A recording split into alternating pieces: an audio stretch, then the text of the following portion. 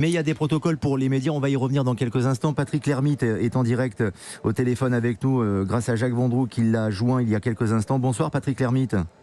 Bonsoir. Merci d'être avec nous sur Europe 1. Vous étiez venu nous rendre visite il y a quelques semaines maintenant. Vous êtes le vice-président de la Commission fédérale des arbitres, ancien arbitre bien sûr. Vous avez entendu le débat qui est le nôtre et vous avez sans doute suivi ce qui s'est passé à la télévision et à la radio. Est-ce que vous pouvez nous expliquer déjà, est-ce que tout est réglementaire? Est-ce que l'arbitre a pris la bonne décision? Est-ce que le CAR lui a bien indiqué qu'il fallait annuler, qu'il aille voir les images et qu'il annule le but pour hors-jeu? Dites-nous. Alors sur la situation, c'est quand même un peu un broglio parce qu'on n'a pas toutes les images sur TF1, ça a coupé, donc on n'a pas pu tout voir. Il semble donc que le VAR considère qu'il y a une situation de hors-jeu. Donc, il signale l'arbitre. Entre-temps, l'arbitre n'a pas respecté le protocole parce qu'il aurait dû attendre d'avoir le retour VAR pour lui dire que tout était OK et qu'il pouvait arrêter la rencontre. Parce que logiquement, le central, avant de siffler le coup de sifflet final, interroge le VAR pour demander s'il n'y a pas de sujet. Et là, a priori, ça n'a pas été fait. Il a sifflé vraisemblablement. C'est ce qu'on a l'impression de voir aux images, mais je parle par rapport à des images qui étaient quand même relativement perturbées parce qu'il y avait la publicité. Et donc, on a l'impression qu'il siffle, qu'il a l'information après et qu'il revient sur sa décision.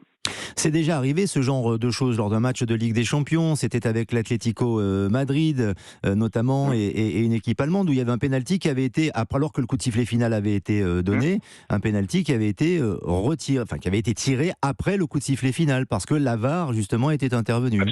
Absolument. Donc c'est pas inédit et donc là on est vraiment dans la règle pure et simple. On est d'accord, Patrick Lhermitte?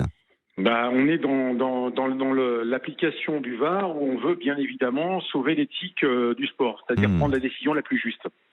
Alors après, est-ce qu'il y a les juges? J'ai pas vu les images dans le détail sur la situation de hors-jeu parce que je pense que c'est très compliqué. Est-ce qu'il y a impact ou pas impact sur le but de Griezmann? Et puis derrière, on n'a pas le retour son, donc il faudrait savoir à quel moment ça a sifflé, etc., etc.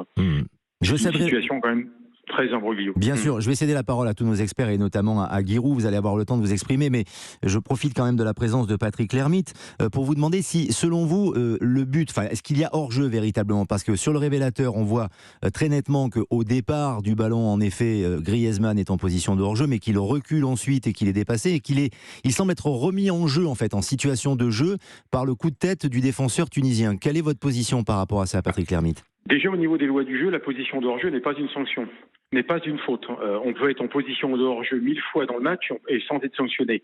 Maintenant, la question, c'est est-ce que la situation de Griezmann a impacté sur la vue du gardien de but?